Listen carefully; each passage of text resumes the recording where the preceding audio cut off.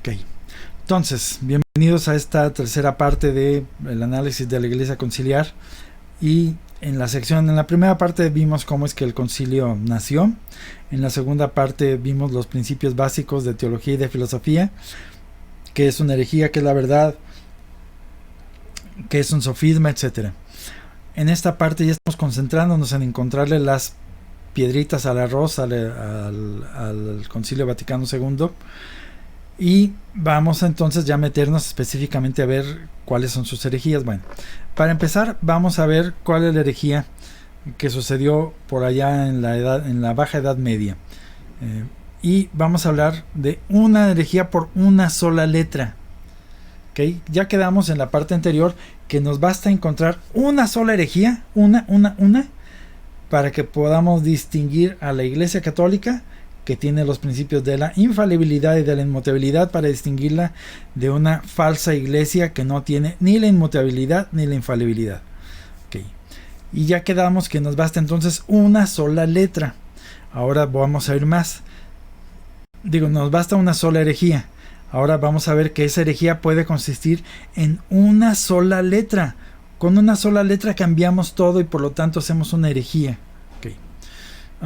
Todos conocemos el credo. Creo en la Iglesia que es una santa, católica, apostólica, bla, bla, bla. Bueno. En la parte final decimos: creo en el Espíritu Santo, Señor y dador de vida, que procede del Padre y del Hijo, que con el Padre y el Hijo es bla, bla, bla, bla, bla.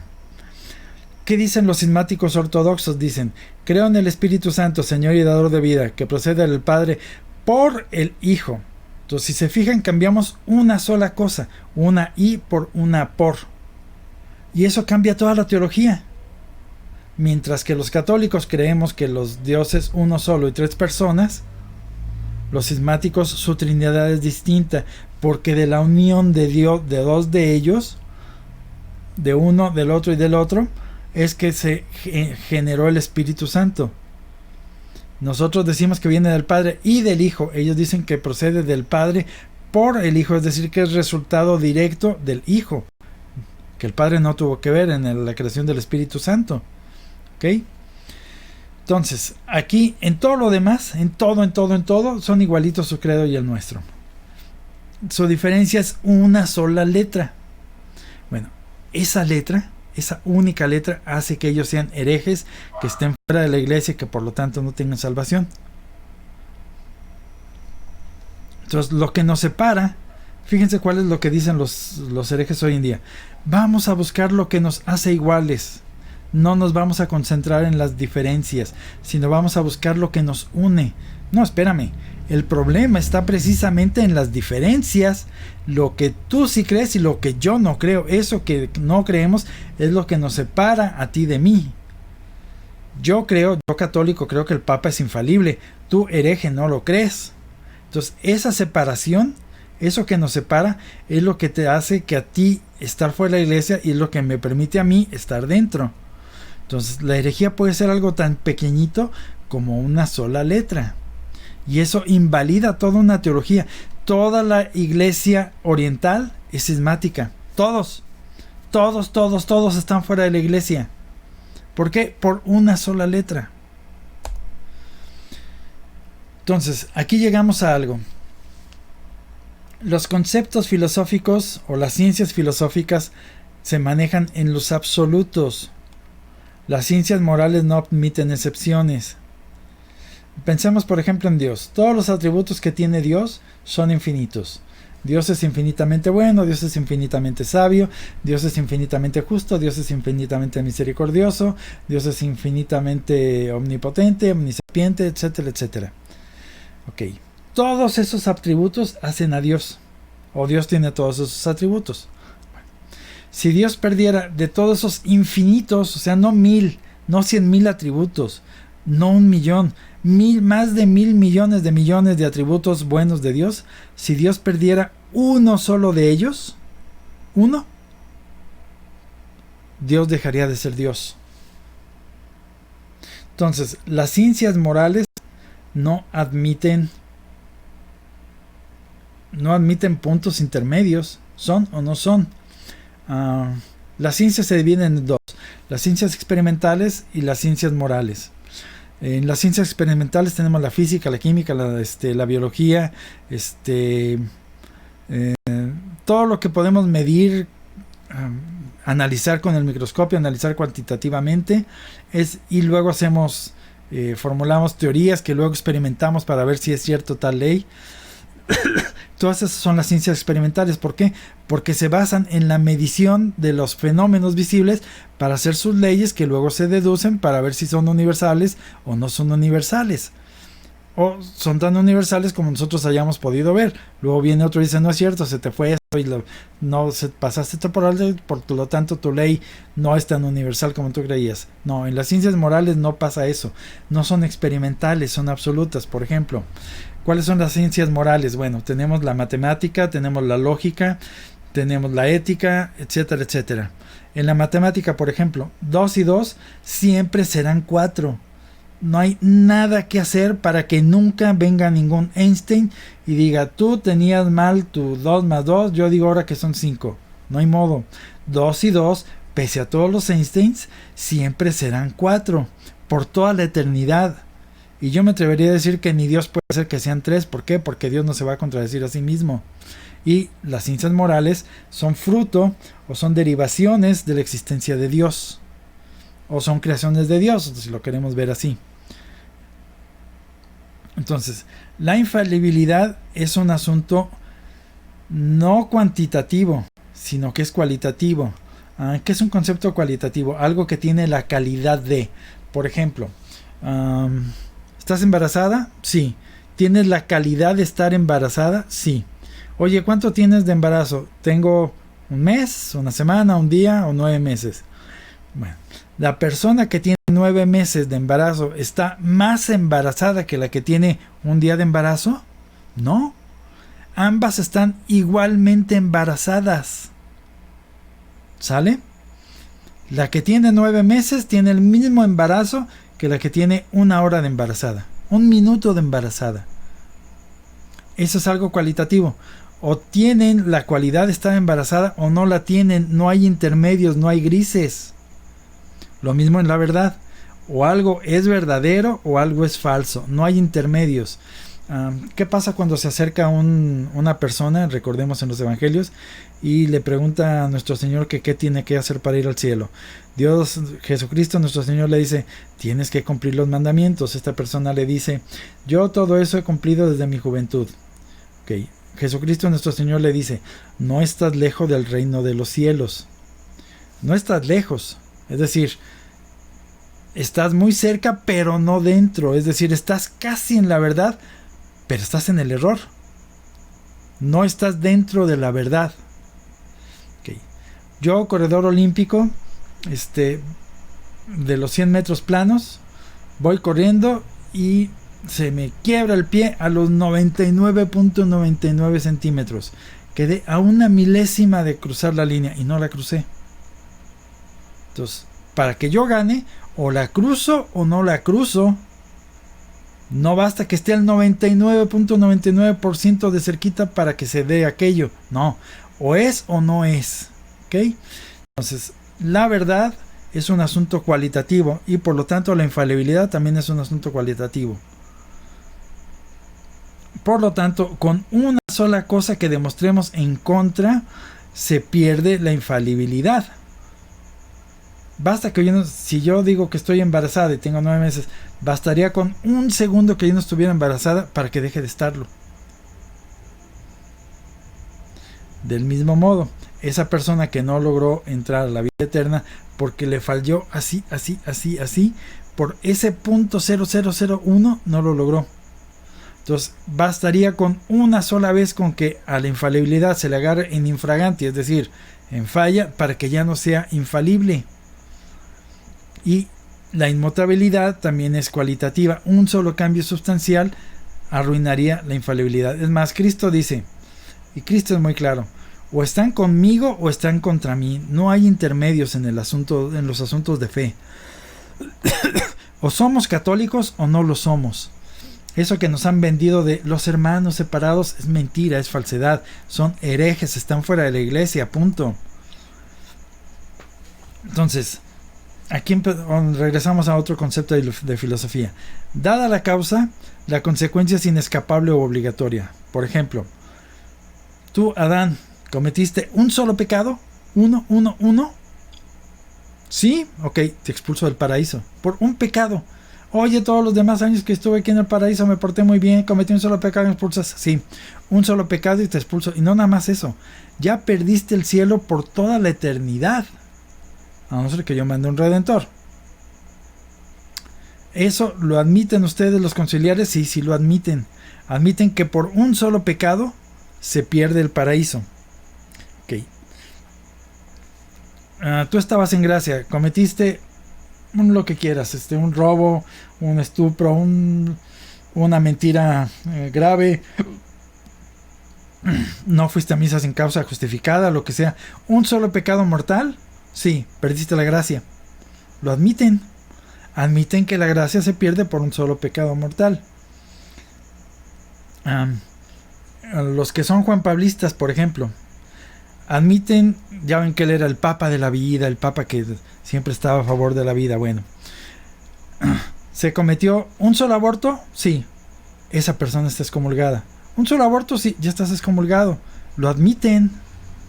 Ahora bien, aquí es donde llegamos al problema. Escuchan al Bergoglio o a su vecino o a su hermano o a quien sea decir una sola herejía. Sí, no admiten que esté fuera de la iglesia. Entonces fíjense cómo son las cosas. En todo lo demás admiten que los asuntos son consecuentes. ¿Cometiste un aborto? Sí, estás fuera de la iglesia. ¿Cometiste un pecado? Sí, perdiste la gracia. ¿Cometiste un pecado? Sí, te expulso del paraíso. ¿Cometiste una herejía? No, no me saca a la iglesia. Ah, caray.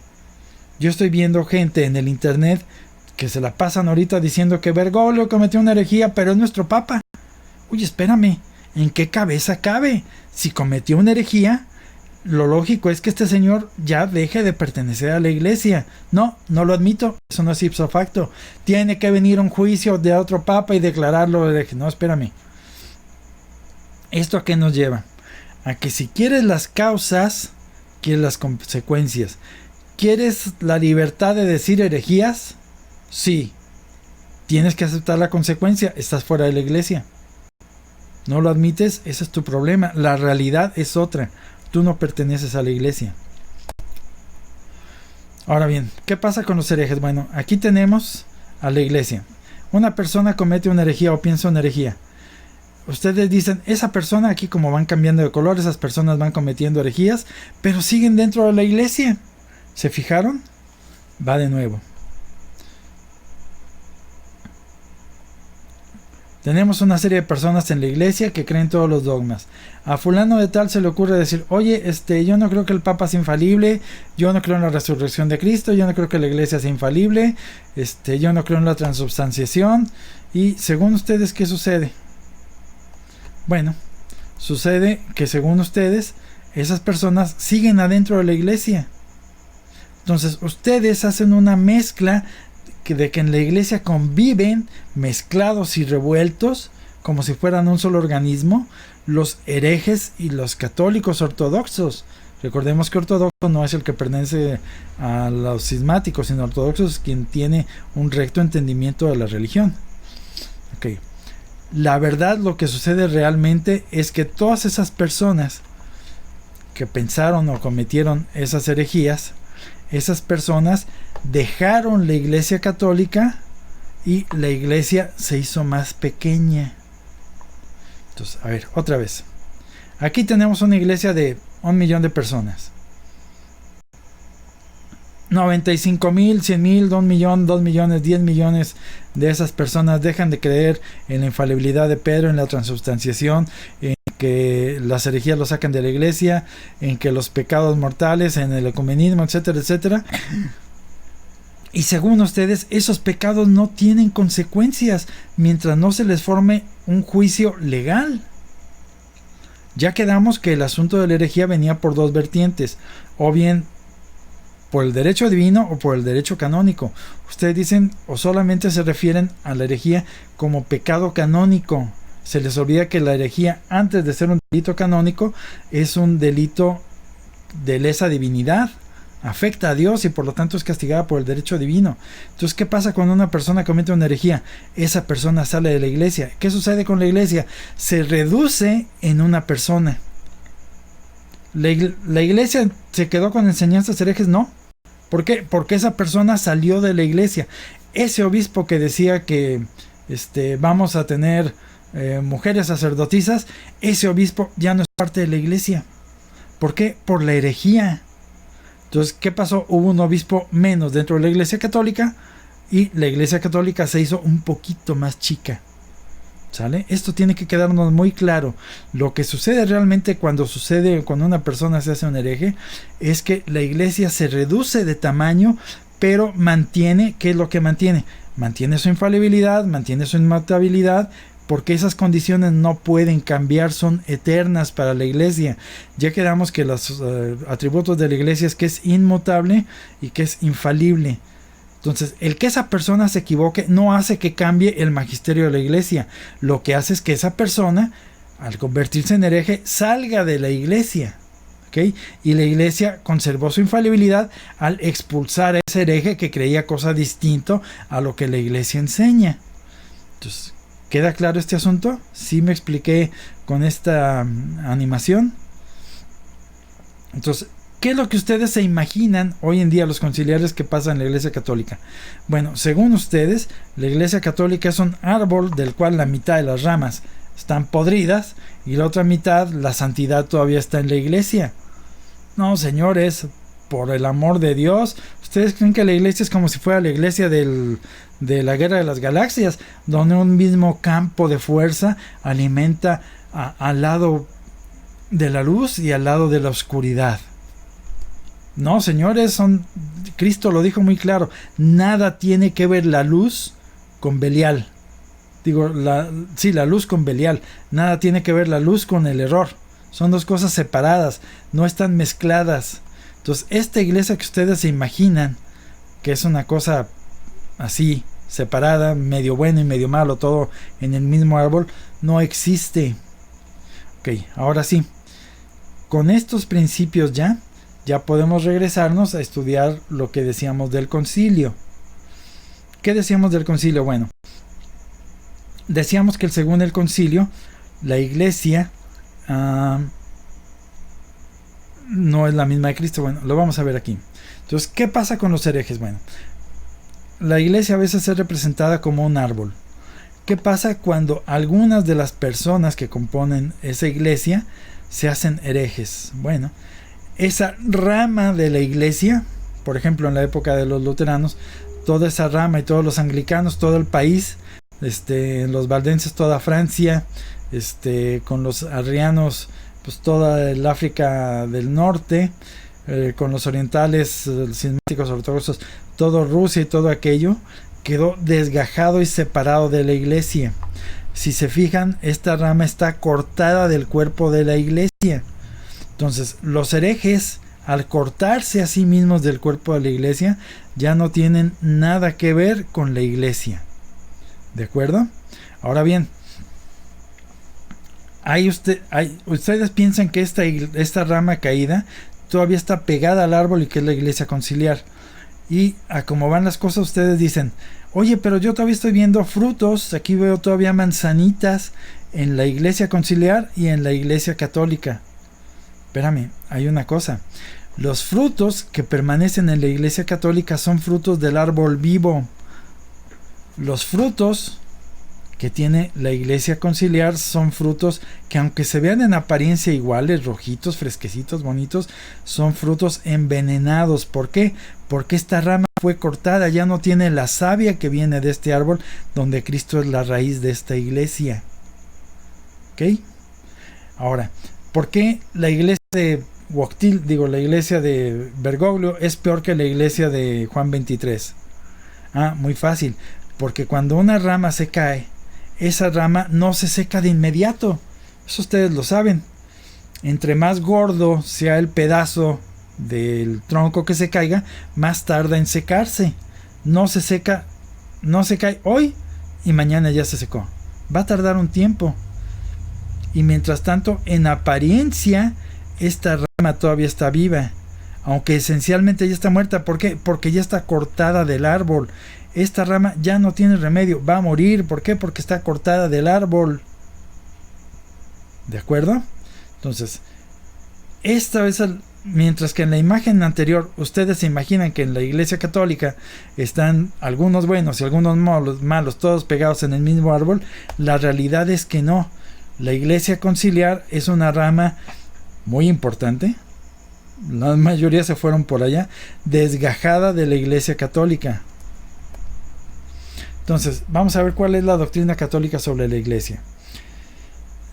Ya quedamos según lo que vimos de del magisterio de este Papa, donde nos decía que los herejes, aun cuando dieran su vida por Cristo, no se salvarían si antes de morir no se arrepentían de su herejía y volvían al seno de la Iglesia. Bueno, ese Papa declaró ahí mismo que fuera de la Iglesia Católica no hay salvación. ¿Ok? Entonces, aquí tenemos una cosa. La Iglesia de Cristo es exactamente la misma que la Iglesia Católica. Esta es la doctrina de la Iglesia Católica. La Iglesia de Cristo y la Iglesia Católica es un mismo asunto con dos nombres distintos. O le puedo decir Iglesia Católica o le puedo llamar Iglesia de Cristo o Cuerpo Místico de Cristo, como ustedes quieran. Estoy hablando del mismo asunto. Y esta iglesia es la única que tiene la santidad de Cristo, la vida de la gracia y los sacramentos y los medios de salvación. Entonces tiene el monopolio de la salvación. ¿Sale? Así como en México el monopolio de las gasolinas las tenía Pemex, cosa que ahora ya no tiene el monopolio, por lo tanto ya no necesitamos a Pemex. Puedo comprar gasolinas hasta donde sea, en la tienda de la esquina, ya no necesito a Pemex. Okay.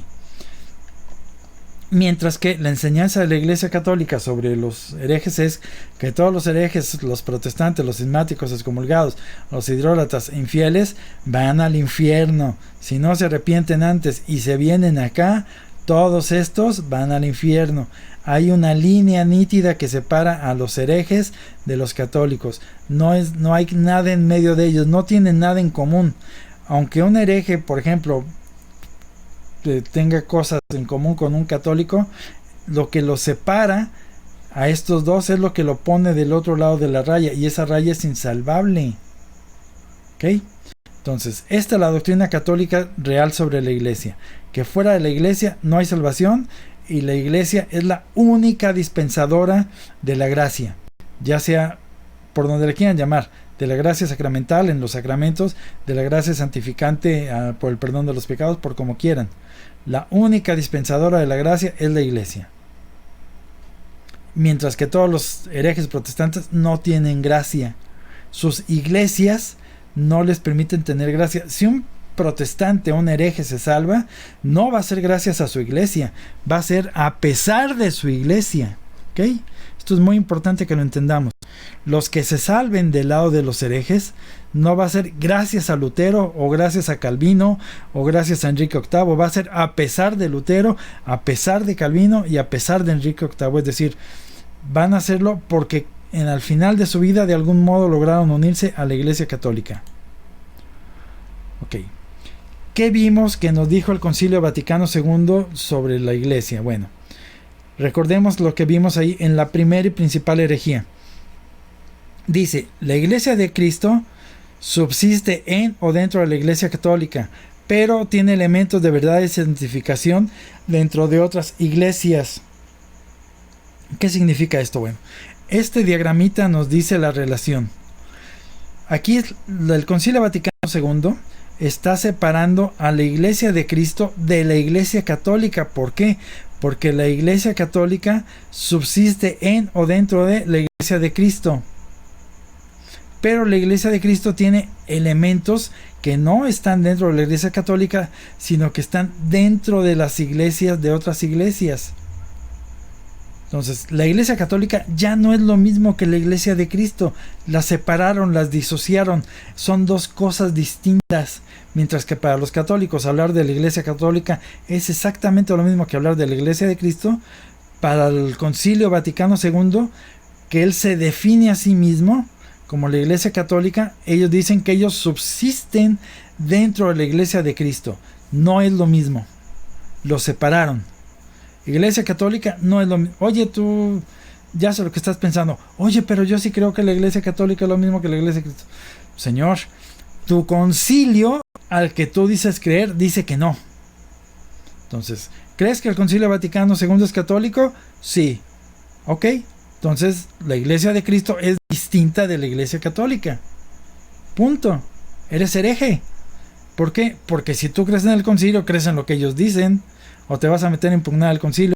Si tú dices que católico conciliar, te metes a impugnar el Concilio Vaticano II, eres de los míos, y eso es lo que tú no quieres ser. Ok. Entonces, nos quedó claro cuál es el problema. De entrada, ellos hacen distinta a la Iglesia católica de la Iglesia de Cristo. Pero además ellos dicen que fuera de la Iglesia católica sí hay salvación. ¿Por qué? Porque tiene elementos de verdad y de santificación dentro de otras iglesias. Eso quiere decir que la Iglesia luterana, que la Iglesia ortodoxa, que la Iglesia valdense tienen elementos de santificación. Es decir, me puedo santificar ahí con los elementos que tienen ellos. Y si me puedo santificar ahí, ¿para qué demonios necesito a la Iglesia católica? La Iglesia católica entonces ya no tiene el monopolio de la salvación. Pues eso es obvio. Si una iglesia que no es la Iglesia católica tiene elementos de verdad y de santificación, ¿para qué demonios quiero complicarme las cosas con la Iglesia católica si me puedo salvar fuera de ellos? ¿Cómo me voy a salvar fuera de ellos?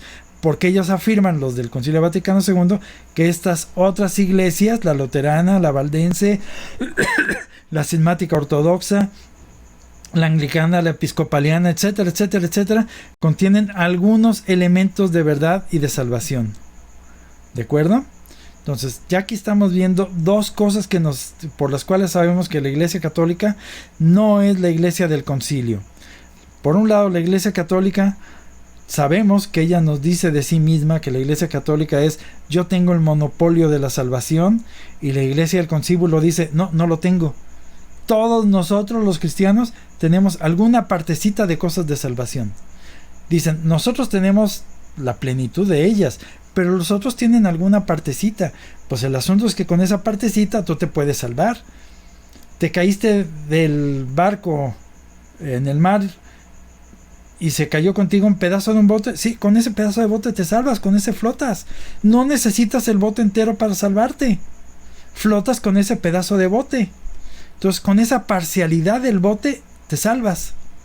Y la salvación es completa. No te puedes salvar al 90% y el 10% de irse al infierno. O te salvas o no te salvas. Y si sí te salvas, te puedes salvar con una partecita que te encontraste dentro de la Iglesia luterana o anglicana o la que sea. Entonces, la Iglesia católica dice de sí misma: yo soy la Iglesia de Cristo. Mientras que la Iglesia del Concilio Vaticano II dice: la Iglesia de Cristo subsiste dentro de la Iglesia católica. Es una parte de. Entonces, captan aquí la diferencia entre lo que dice la Iglesia católica de sí misma y lo que dice la Iglesia del Concilio de sí misma. La Iglesia del Concilio de sí misma dice: señores, nosotros sabemos que todos los medios de salvación están repartidos entre todas las iglesias cristianas. Los católicos dicen: no, solo nosotros los católicos tenemos el monopolio de la salvación. Nadie se va a salvar si no es a través de mí. Somos el monopolio. ¿Quieres salvarte? Sí, ven a mí. ¿Estás fuera de mí? No te salvas. ¿Qué dice la Iglesia del Concilio? No, tú sálvate donde estás. Te puedes salvar en la Iglesia luterana, en la Iglesia valdense. ¿Quieres perfeccionarte? Fíjense qué tontería. ¿Quieres hacer mejor tu salvación? Ven acá. Pero no te es indispensable. Te puedes salvar con los elementos que tienes ahí. Pero puedes perfeccionarte, tener una salvación más perfecta. Como si pudiera haber una salvación más perfecta.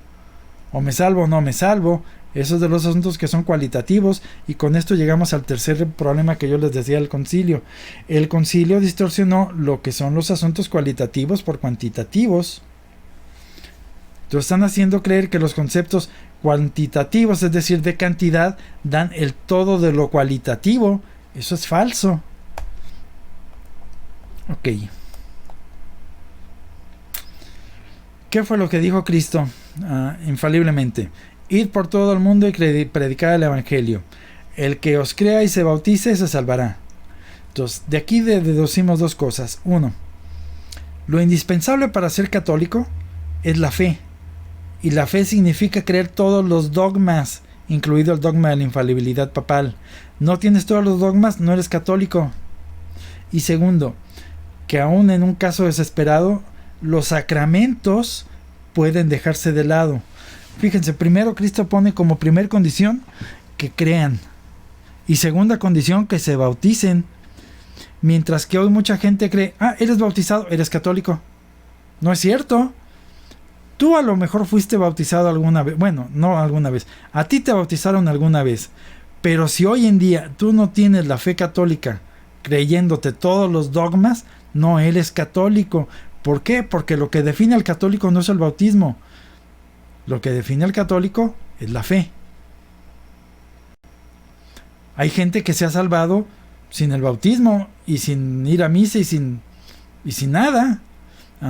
Recordemos, por ejemplo, el caso del buen ladrón. El buen ladrón nunca fue a misa. Hasta ese momento nunca había hecho una buena obra en su vida. Digo, por algo era el mal ladrón que estaban colgando ahí. Nunca comulgó, nunca se confesó, nunca tuvo ninguno de los sacramentos. Y sin embargo fue el primer santo canonizado de la Iglesia Católica. Cristo mismo lo canonizó. Dijo, tú hoy estarás conmigo en el paraíso. ¿Por qué? Porque tuvo la fe. En esas pocas palabras que hizo un completo acto de fe que involucró todos los dogmas de la Iglesia Católica. Cuando le dijo, Señor, cuando llegues a tu reino, apiádate de mí. Ahí admitió que Cristo era Dios, que Cristo era el Redentor, que Cristo tenía el poder para perdonar los pecados. Es decir, admitió de un golpe, resumido en una sola frase, todos los dogmas de la fe católica. Y gracias a que él creyó todos los dogmas implícitos, porque todavía no había dogmas explícitos, recordemos que los dogmas se dividen en los dos tipos que ya dijimos, implícitos o explícitos, él los creyó implícitamente, gracias a eso se salvó. Entonces lo que salva al católico, no, digo, yo sé que suena raro, pero lo que salva al católico en la vía extraordinaria no son los sacramentos, es la fe. Yo he dicho muchas veces, no sé si sepan que en el caso del Japón, cuando los señores feudales y el emperador de Japón expulsó a todos los religiosos que había, no sé si recuerden, por ejemplo, a todos los jesuitas que ya habían convertido a muchas gentes allá en Japón, los expulsa del país y a algunos los mata. Por ejemplo, San Felipe de Jesús, que fue nuestro primer mártir mexicano.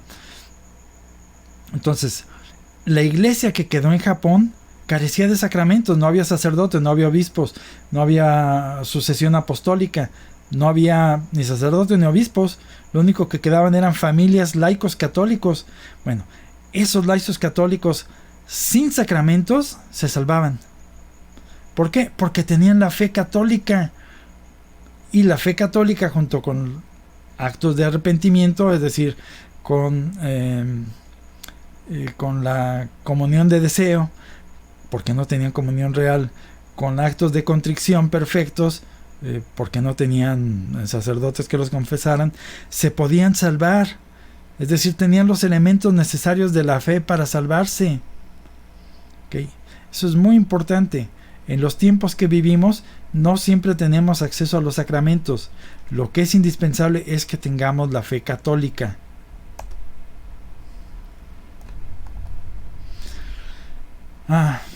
Aquí se define el dogma de la iglesia. Vayan pues por todo el mundo y prediquen el evangelio a toda criatura. Todo aquel que creyere y se bautizare se salvará, pero quien no crea ya será condenado. Okay. Vamos a poner esto en palabras modernas. Vayan a predicar. La iglesia es la que se predica, no la de los catecismos. Y los que acepten toda esa predicación suya completita y se bauticen se salvarán. Y los herejes, los que no crean toda la doctrina, sino que la distorsionen, serán condenados. Aquí hay un asunto importante. Muchos de ustedes, de los conciliares, dicen, oye, ¿cómo sabes que Bergoglio, por ejemplo, los de Dessinger-Bergoglio, dicen, ¿cómo es que sabes que Bergoglio está diciendo una herejía? Muy fácil. Agarras lo que dijo Bergoglio, lo comparas contra lo que dice el Dessinger, que por eso es el sitio Dessinger-Bergoglio, bergoglio.com o como se llame esa cosa. Y si no es lo mismo, significa que Bergoglio está cometiendo una herejía. Muy fácil. Comparas el magisterio de Bergoglio con el magisterio que existía antes, y si no empatan, si no son iguales, pues hay una herejía. Ok, te la pongo muy fácil. Estamos en el año 60 de nuestra era. Acaba de morir San Pedro y acaban de nombrar un nuevo papa. Suponte que fuera Bergoglio el que eligieron después de San Pedro. ¿Con qué vas a comparar el magisterio de Bergoglio? No hay ni catecismos, no hay evangelios, no hay Biblia, mucho menos hay magisterio. ¿Con qué lo vas a comparar? Entonces, la iglesia, la misión de la iglesia no es ir a escribir catecismos. Cristo no dijo, vayan a sus oficinas, enciérrense en sus despachos y escriban catecismos y encíclicas. Dijo, vayan a predicar. Es decir, la iglesia es la que se predica de viva voz. Ahora ustedes díganme, ¿qué es lo que predica Bergoglio? ¿Qué es lo que predica? ¿Predica cosas que te lleven a la salvación? ¿O todo el tiempo está predicando herejías? Entonces, eso que él predica es su iglesia. ¿Por qué? Porque la iglesia es la que se predica. Los apóstoles predicaban la verdadera religión, pues era la verdadera iglesia. Los herejes, Lutero predicaba una falsa religión, pues es una falsa iglesia. Lutero predica una falsa religión, Lutero tiene una falsa iglesia. Bergoglio predica una falsa religión, Bergoglio predica una falsa iglesia.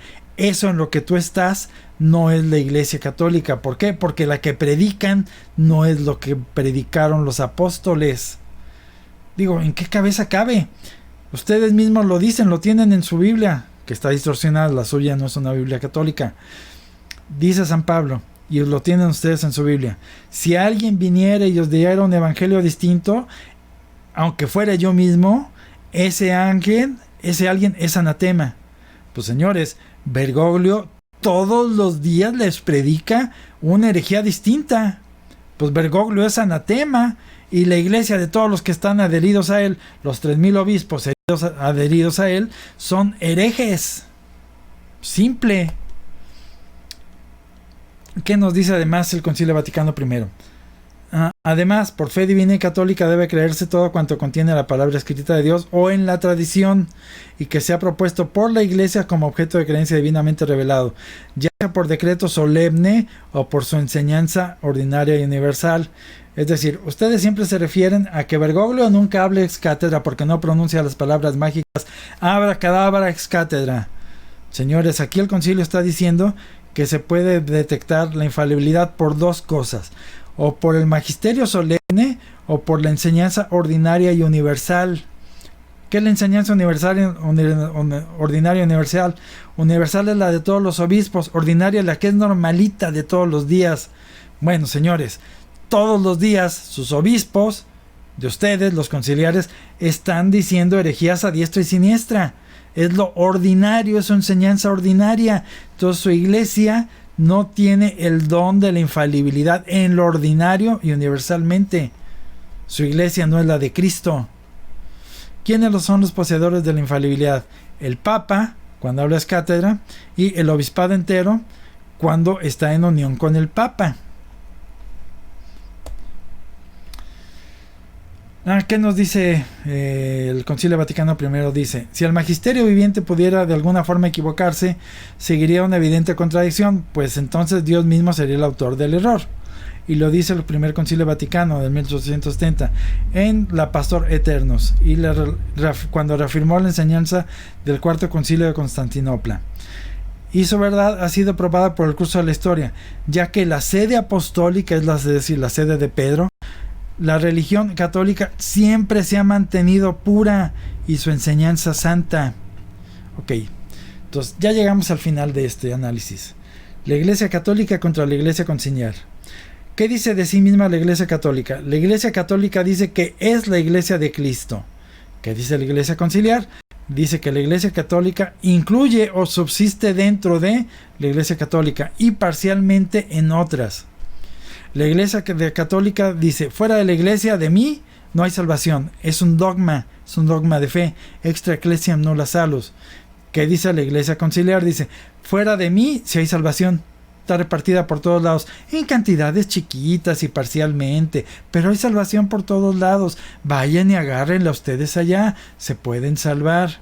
Es más, Benedicto XVI llegó al grado de decir, los judíos no necesitan a Jesucristo para salvarse, Dios tiene otro plan con ellos, es decir, ni siquiera necesitan a Cristo, según Benedicto XVI Ratzinger. Y su teología es radicalmente distinta. ¿Por qué? Porque para la teología católica, la teología, la gracia, la moral y la salvación son asuntos cualitativos, mientras que en su Iglesia Conciliar, la teología, la gracia, la moral y la salvación son asuntos cuantitativos o parciales, hay grises, mientras que la Iglesia Católica no tiene grises, o te salvas o no te salvas, y te salvas dentro de la Iglesia o fuera de ella. Allá no, allá te puedes salvar parcialmente dentro de la parcial iglesia que está en parcial magisterio, en parcial comunión.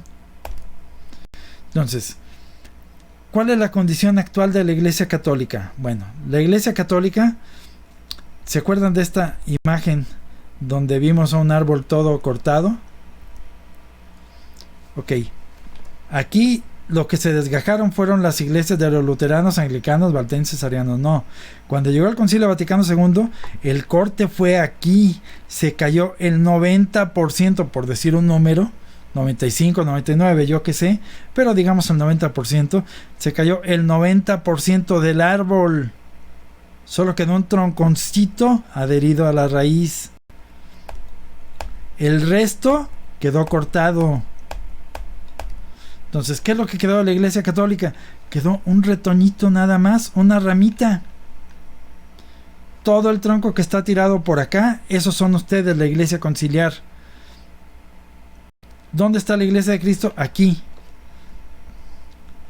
Esto es la Iglesia Católica, que ya está teniendo retoñitos. ¿Por qué? Porque de unos pocos obispos que en su momento del Vaticano II dijeron, señores, aquí está la sede vacante, esos a su vez han ordenado otros obispos y esos a su vez han ordenado más sacerdotes, y la Iglesia Católica ya tiene otra vez, en algunas partes del mundo, ya tiene otra vez obispos y sacerdotes. Muy pocos, sí, todavía, muy pocos. Pero ya hay retoños en la Iglesia Católica. Ahora bien, ustedes están peleando por expulsar a Bergoglio. Señores, ustedes están contra la institución del papado. ¿Qué es lo que tienen que hacer? Ustedes acusan a Francisco I de herejías. No, señores, están atacando ustedes la institución del papado. Lo que ustedes tienen que decir es, el antipapa Bergoglio se equivoca y es un hereje. Lo que ustedes están diciendo es, el Papa Francisco se equivoca y es un hereje. Señores, hay un abismo de una cosa a la otra. Mientras que por un lado ustedes están involucrando a la Iglesia Católica como falible, lo otro quiere decir, señores, ese tipo es un hereje fuera de la Iglesia. Entonces ustedes quieren arreglar lo que no tiene arreglo. ¿Por qué? Porque la Iglesia Conciliar fue cortada del árbol del tronco de la fe. ¿Nosotros qué tenemos? Los malditos sedevacantistas. Tenemos la misa de siempre. No cambiamos nunca de misa. Para nosotros, Montini, que diga misa. Digo, ¿qué fue lo que hicimos? Tú di la misa que se te pegue la gana, Montini. Nosotros seguimos teniendo la misa de siempre. Y dado que para nosotros no hemos tenido ningún papa después de su santidad Pío XII, pues no tenemos el problema de que haya venido un papa a decir herejías. Entonces tenemos el magisterio de siempre. Tenemos los mismos dogmas que la Iglesia ha tenido siempre. Y dado que nadie nos ha cambiado el magisterio, pues tenemos la moral de siempre. Para nosotros el mundo se detuvo en 1962, mientras que para ustedes, mientras ya les pusieron una nueva misa, un nuevo magisterio y tienen una moral que va acorde a los tiempos. Ya ustedes están admitiendo el condón, por el amor de Dios, y la píldora y todas esas cosas. Ya hasta quieren mujeres sacerdotisas. Entonces, señores, no traten de arreglar lo que ya se cayó, lo que ya está descompuesto. Nomás vean el tipo de misas que tienen ustedes y el tipo de misas que tenemos nosotros. Nosotros tenemos la misma misa que hemos tenido siempre. Ustedes tienen misas donde, por el amor de Dios, el Santo y el Blue Demon oficiando misa, con el Rayo de Jalisco de acólito. Por el favor de Dios. Entonces ustedes están echando una batalla que no tiene arreglo. Ustedes quieren restaurar señores, ese tronco ya se cortó. ¿Quieren volverlo a pegar al árbol? No, ese tronco ya no pega. Entonces ustedes quieren arreglar algo que ya no tiene arreglo. Nosotros mantenemos al magisterio de toda la vida. Ustedes quieren parchar un magisterio. Por eso yo dije muy claro al principio que el magisterio no era arreglable, sino que era infalible, que nunca se ha equivocado. Ustedes quieren desequivocar su magisterio y pretenden ustedes que ha habido papas en su iglesia, porque ustedes aseguran, por ejemplo, que Honorio fue un falso papa y por lo tanto que Honorio fue un hereje, y ustedes quieren desarreglar los magisterios para recobrar una virginidad. Señores, ya quedamos que la virginidad una vez perdida no se recupera. Entonces el magisterio de ustedes, aunque ustedes sacaran a Bergoglio de hoy y arreglaran las cosas, señores, ¿por qué dije al principio que todo vacío se llena y que todo agujero tiende a hacerse más grande? Porque ustedes ya no tienen vuelta de hoja. La herejía ya se apoderó de ustedes. Vean la historia. Alemania la perdimos para siempre. El norte de África lo perdimos para siempre.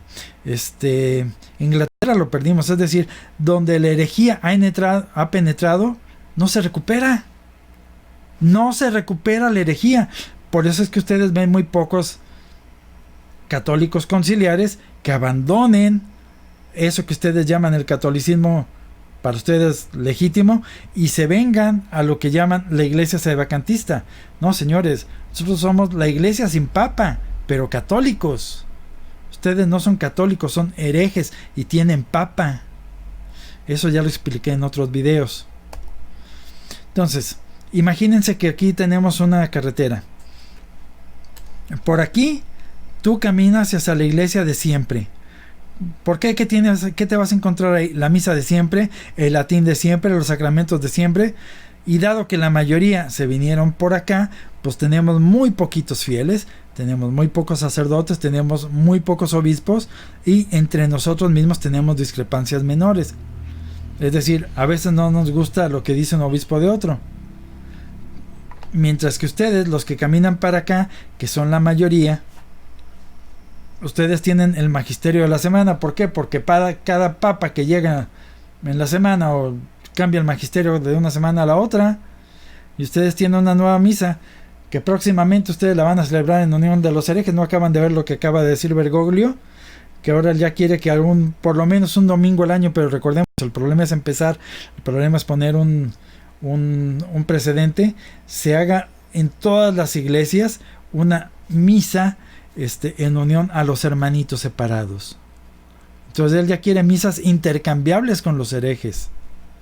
Entonces su misa de ustedes cambia cada rato, por el amor de Dios. Es más, cada cura que llega dice lo que se le pega la gana. Ustedes en su historia, según ustedes, han tenido papas herejes, dogmas cambiados, tienen muchos fieles, sí, pero muchos lo son solo de nombre. Cada uno de los fieles de ustedes piensa lo que se le pega la gana. ¿Tienen muchos sacerdotes? Sí, muchos sacerdotes, de los cuales, ¿qué porcentaje son gays? Según la última encuesta, creo que el 60 y tantos o 70% de la iglesia de los curas eran gays. Y además, sus seminarios están muriendo. Entonces, muchos sacerdotes, sí, se lo están acabando. Afortunadamente su iglesia se va a quedar sin curas. Gracias a Dios, a ver si ya se acaba su iglesia. Tienen ustedes más abundancia de obispos, todos herejes, que de curas. Es decir, hay más generales que tropa, por el favor. Hágame el favor, el refabrón cabor. Ahora bien, si se fijan en este mapa, puse por un lado la iglesia lefebrista. ¿Por qué? Porque ellos quieren estar en medio de nosotros. Dicen, bueno, bien, queremos tomar lo mejor de ambos bandos. Vamos a tomar la misa en latín, pero no todos los dogmas, y vamos a querer que nos reconozca la iglesia del concilio. Señores, son tibios. Ustedes no están ni con la iglesia de siempre, ni con la iglesia del concilio. Ustedes están queriendo quedar bien con ambos lados. ¿Y qué dice nuestro Señor acerca de los tibios? Los vomitaré de mi boca. ¿Por qué? Porque ustedes están queriendo quedar bien con dos amos. No pueden quedar bien con dos amos. Lo dijo nuestro Señor. No pueden quedar bien con la tradición y con los modernistas. Entonces ustedes son un falso camino. No sigan a los lefebristas. ¿Qué es lo que dicen ustedes los conciliares? Dicen, bueno, el problema es que el Papa Francisco está destruyendo la iglesia. Señores, eso es falso. A nosotros, a la Iglesia Católica, no nos hacen ustedes nada. ¿Por qué? Porque la iglesia es algo que Cristo mismo instituyó. Está fuera de su alcance. La iglesia fue puesta, es algo sobrenatural. Entonces, ¿qué es lo que sí está logrando Bergoglio? Bergoglio lo que está destruyendo es la fe católica que queda en algunas personas. Pero lo que destruye es la fe en las personas, no la institución. La objeción que algunos me decían, oye, tú no puedes destituir un papa, tú no eres nadie, eres un soberbio. Bueno, recordemos algunas cosas que ustedes los jóvenes no vivieron. Por ejemplo, Montini, cuando rindió la tiara, que era el símbolo papal de la autoridad, a la ONU, sabemos que este fue un gesto en el cual rindió la iglesia al gobierno mundial. Rindió su corona porque él era emperador de la iglesia, rindió la corona al poder terreno de la ONU. ¿Sale? Aquí tenemos por otro lado Bergoglio siendo elegido como papa de la iglesia católica. Ok. Ustedes dicen que yo no puedo destituir al papa. ¿Necesitan que un papa sea destituido? Bueno. Vamos a pensar en un matrimonio. Y ustedes dicen, oye, yo vi cuando fue elegido por un cónclave válido a Bergoglio. Sí, tú habrás visto que se eligió en un cónclave que fue inválido, y ahorita te explico por qué, a un falso papa, a Bergoglio. Vamos a suponer que se casa tu primo, y tú sabes que tu primo ya se había casado anteriormente en Estados Unidos cuando anduvo de mojado, y se casó allá por la iglesia, ¿sale? Pero nadie aquí lo sabe, solo lo sabe tu primo y tú. Y él abandonó a su esposa en Estados Unidos y se vino a México, ¿sale? Entonces, cuando toda tu familia y todos tus amigos y toda la gente va a la iglesia a ver la boda de tu primo, te van a decir, oye, yo lo vi, me consta, yo tengo fotos donde lo vi casándose a tu primo, ese matrimonio fue válido, ¿no? Aunque tú lo hayas visto y tengas fotos, ese matrimonio no fue válido. ¿Por qué? Porque él ya estaba casado anteriormente, ese matrimonio era nulo. ¿Ok? Ese matrimonio fue nulo. Aunque tú hayas sido testigo de eso, ese matrimonio, aunque viste que el cura les echó el agua bendita y le puso el anillo y les puso el lazo y todo el mundo les echó arroz y salieron de la iglesia, hicieron la fiesta, etcétera, etcétera, toda esa faramalla no sirvió. Nunca hubo matrimonio. Nunca. ¿Ok? Aquí todos vimos que Bergoglio salió al frente a decir, soy el Papa Francisco. No, nunca lo fue. ¿Por qué? Porque él ya era hereje en una iglesia hereje. Nunca fue papa. Vamos a suponer que mañana se descubriera que el acta de nacimiento de Obama fue falsificada. Que si mañana se descubriera que el acta de Obama fue falsificada y que él nació en África, él nunca fue presidente de los Estados Unidos. Nunca. Oye, pero yo lo vi, hizo discursos, firmó leyes, viajó por todo el país, ganó las elecciones, no importa. Aunque hubiera ganado las elecciones, aunque hubiera firmado leyes, nada de eso sucedió. Nunca promulgó una sola ley. ¿Por qué? Porque el no ser ciudadano de los Estados Unidos lo impedía para ser el presidente de los Estados Unidos. Todas sus leyes y sus actos de gobierno fueron nulos. Lo mismo sucede con Bergoglio. Todos sus actos y sus leyes de gobierno son nulos. ¿Por qué? Porque él no es el papa de la iglesia católica, es el papa de la iglesia conciliar.